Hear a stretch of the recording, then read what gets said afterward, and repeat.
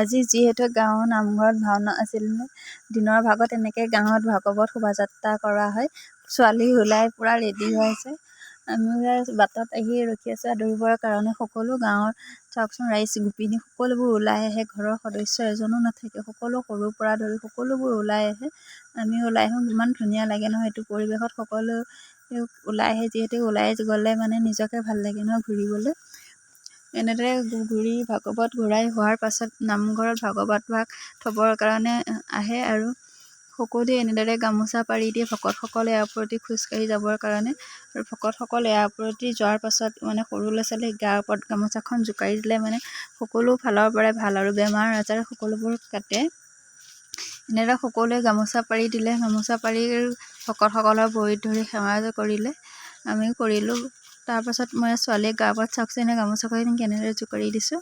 সকলোৱে এনেদৰে জোকাৰি দিয়াৰ পাছত সকলোৱে নাম কীৰ্তন লৈ হোৱাৰ পাছত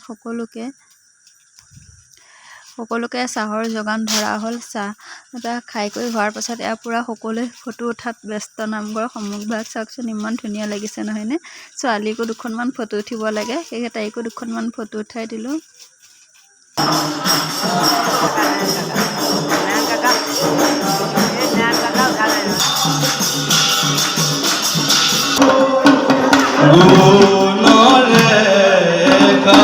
এইফালে দুপৰীয়া নাম প্ৰসংগ চলি আছিলে, আমিও আহিলোঁ। আৰু এনেকুৱা এটা ধুনীয়া অনুষ্ঠান আৰম্ভ হৈ থাকিলে ঘৰত বাৰু কেনেকৈ থাকিব পাৰে নহয়নে? আমাৰ জিলাৰ বিধায়ক নিমন্ত্ৰণ জনোৱা হৈছিলে, তেখেতো আহিলে আৰু তেখেত আহি দুখনমান ধুনীয়া ধুনীয়া বক্তৃতা মানে কথা ক'লে। সঁচাকৈ বহুত ভাল লাগিলে। আৰু সন্ধিয়া নাম হৈ লোৱাৰ পাছত মানে গায়ন বায়ন যোৰা আৰম্ভ কৰিলে। যোৰা আৰম্ভ কৰি হোৱাৰ পাছত সূত্ৰধাৰী ওলালে। আমাৰ ছোৱালী পূৰা নচাত ব্যস্ত চাওকচোন।